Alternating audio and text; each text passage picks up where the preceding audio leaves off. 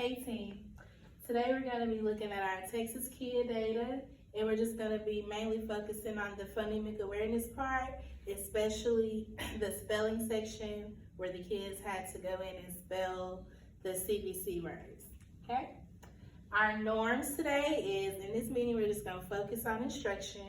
Let's try not to get too caught up in the other details, just focus on how we're going to increase our instruction and consider all the possibilities when you look at the data, like is the kid sped, was it an off day? We're going to consider all the possibilities. Remain open-minded as we trade off ideas on how we want to approach instruction, and to be transparent.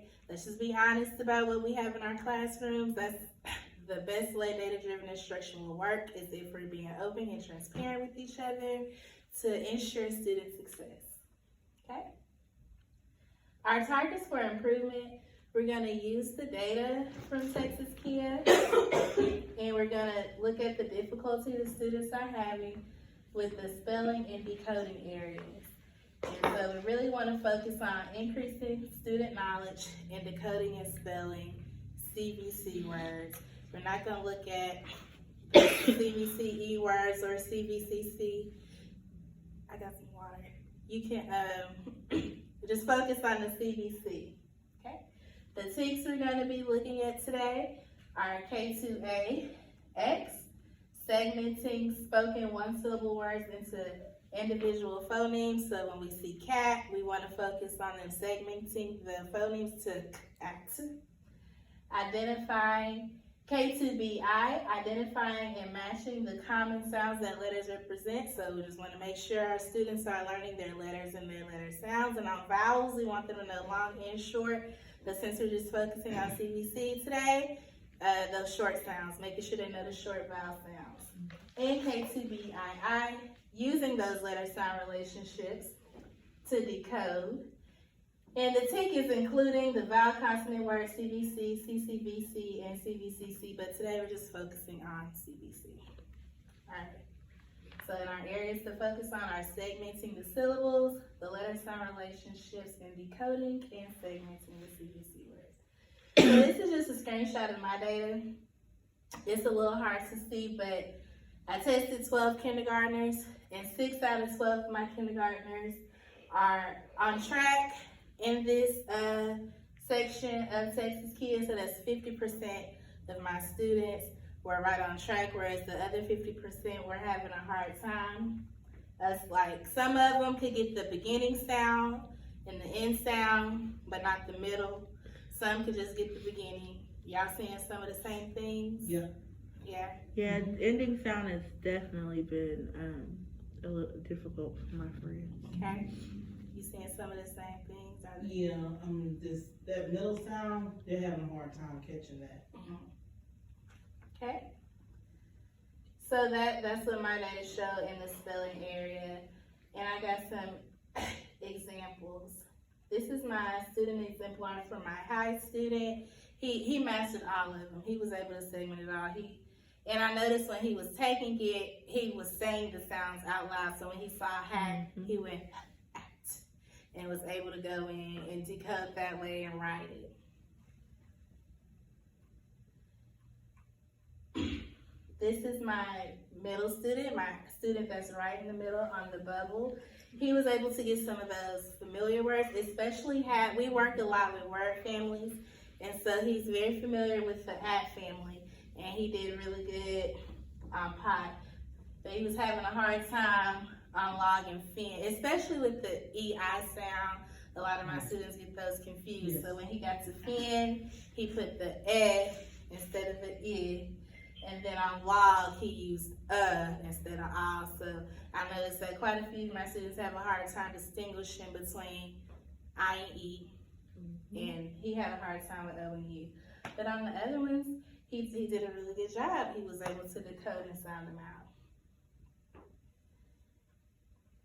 And then this is my low student who just doesn't have any knowledge really of the letter sound relationships.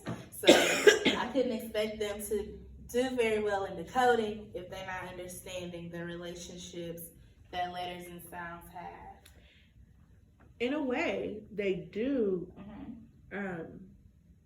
understand, maybe not necessarily what sound it makes, but they understand the relationship of how many sounds. Yeah. Yeah. Because the student would, every time they put a letter They for got how many 3 sounds letters. they heard Yeah, in the word. They Yeah. did.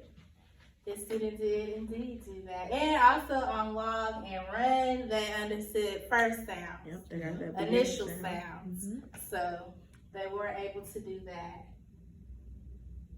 Okay.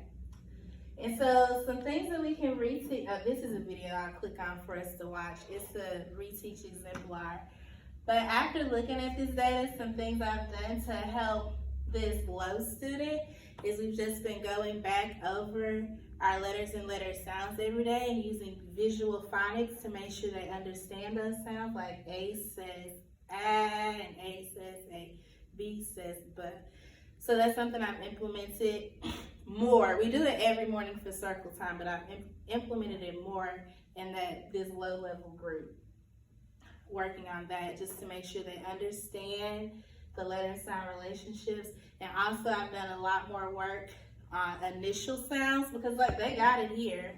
And on Texas Kia, they get a point for every letter in the correct place. Mhm. So even when they retest, if they only know the initial sounds, their score would be slightly higher because they can get a total of 3 points. So they get a point for every letter they test. Y'all have any suggestions on letter and letter sound relationship lessons? Oh, definitely using the boxes Okay. that we have here at Montessori. That'll be really helpful for that student to, The sandpaper letter boxes? yes, the sandpaper Yes. to Okay. get probably more practice with those. Okay. Okay, that's a good suggestion. Any other ideas you have that could maybe help this student? Or to just have them focus on one letter at a time. Okay. And I would probably start with all consonants and then go into the vowels, because if they are understanding the consonants that typically only have one sound, then they're going to have more difficulty understanding the vowels that typically have more than one sound. Okay. Okay. And then back to my student that was right on the bubble, right in the middle. I've been working a lot on